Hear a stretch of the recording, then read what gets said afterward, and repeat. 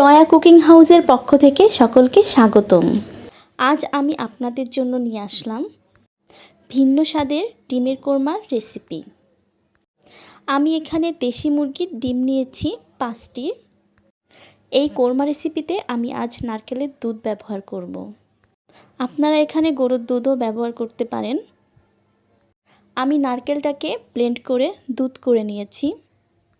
ডিমের কোরমাতে নারকেলের দুধ ব্যবহার করলে টেস্টটা বেশিই ভালো হয়। এখানে আমি নিয়েছি পেঁয়াজ কুচি, 1 চামচ রসুন বাটা,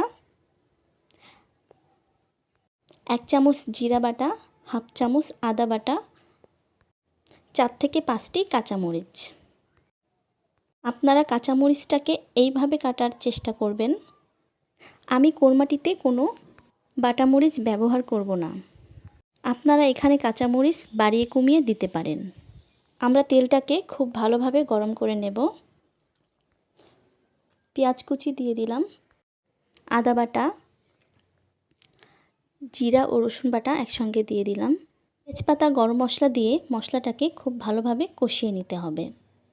মশলাটা কষানো হয়ে গেলে পরিমাপ মতো লবণ দিয়ে দেবেন। আমার মশলাটা কষানো হয়ে গিয়েছে। নারকেলের দুধটা দিয়ে দিলাম।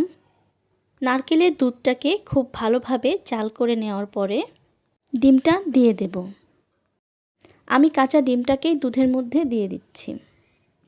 আপনারা চাইলে ডিমটা সিদ্ধ করেও দিতে পারেন। ডিমটা এভাবে দিলে কোরমাটার টেস্ট একটু বেশিই মজা হবে। এখন আমি কোরমাটিতে চিনি অ্যাড করব। আমি এখানে 2 চামচ চিনি অ্যাড করেছি। এ পর্যায়ে কোরমাটি মাখো মাখো হয়ে আসলে আমি নামিয়ে নেব। কোরমাটা দেখতে যেমন চমৎকার হয়েছে, এটা খেতেও ভীষণ টেস্টি হবে। আপনারা অবশ্যই এটা ট্রাই করবেন। আমার রান্নাটি যদি আপনাদের ভালো লেগে থাকে অবশ্যই লাইক, শেয়ার এবং সাবস্ক্রাইব করবেন। সবাই ভালো থাকবেন, সুস্থ থাকবেন। আজ এই পর্যন্তই।